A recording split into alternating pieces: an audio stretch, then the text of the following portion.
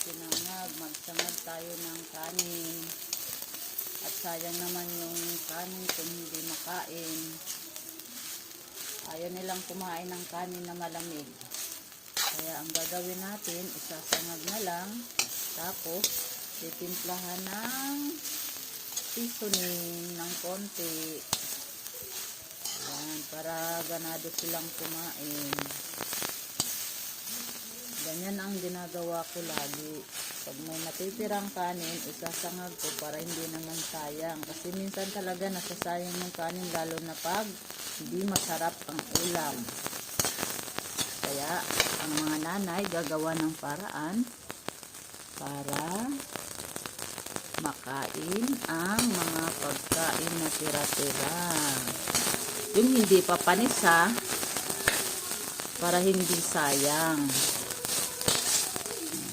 Ganito ang ating gagawin. Ganito ang aking ginagawa. Para lang din tayong naggigisa ng gulay. Bahala na kayo dyan. Basta ako, itong aking ginagawa. Mahuhulog ng aking kawali. Yan, lagyan natin ng konting asin. Tapos, seasoning. Konti lang. Nakita na. Para sa akin yan ang aking ginagamit pag nagluluto ako. Kakain na, magantay. Magantay ka. At ito ay aking niluluto pa, sinasangag. Para masarap ang kain nyo. Hindi sayang.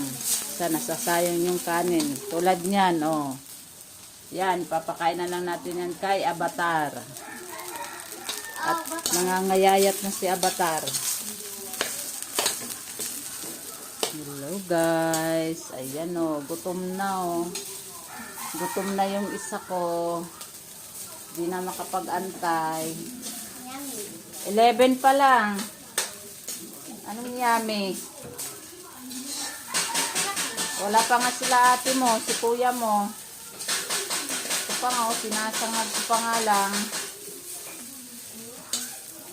Mag-antay ka, At sayang.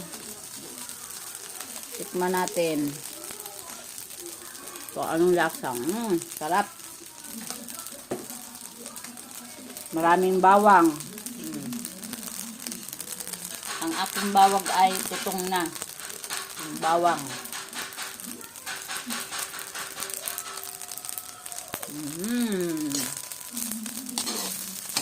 Yan. Pwede na to. Pwede na. Kain po tayo. Ayan, kakain na kami. Maraming salamat.